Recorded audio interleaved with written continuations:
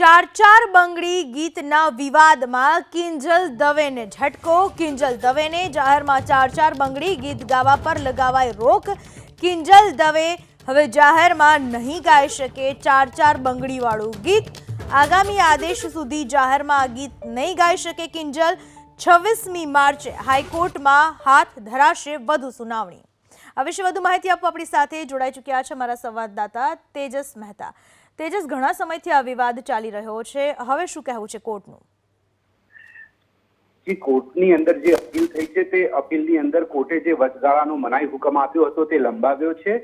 26મી માર્ચના રોજ વિસ્તૃત સુનાવણી થનાર છે। ત્યાં સુધી આ જે વિવાદિત ગીત છે તે નહીં ગાઈ શકાય તે પ્રકારનો કોર્ટનો આદેશ યથાવત રહ્યો છે। મહત્વનું છે કે સેશન્સ કોર્ટે જે અરજી છે તે અરજીમાં જે હુકમ કર્યો હતો તેની સામે હાઈકોર્ટમાં અપીલ થઈ છે અને તે અપીલના અંદર વચગાળાના હુકમથી કોર્ટે આ આદેશ કર્યો છે કે આગામી હુકમ સુધી કિંજલ દવે આ પ્રકારનું જે ગીત છે તે જાહેરમાં ગઈ શકશે નહીં। કોપીરાઇટના વિવાદમાં આખો વિવાદ ચાલી રહ્યો છે ત્યારે 26 માર્ચના રોજ જે સુનાવણી થશે ત્યારે કોર્ટ શું હુકમ કરે છે તે મહત્વનું બની શકે છે। આભાર આપનો તમામ માહિતી બદલ।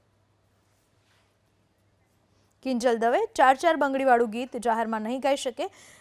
કોપીરાઇટના ભંગ બદલ કાર્યવાહી કરવામાં આવતા કોર્ટે તેના પર રોક લગાવી હતી જાહેરમાં આ ગીત ગાવાને લઈને।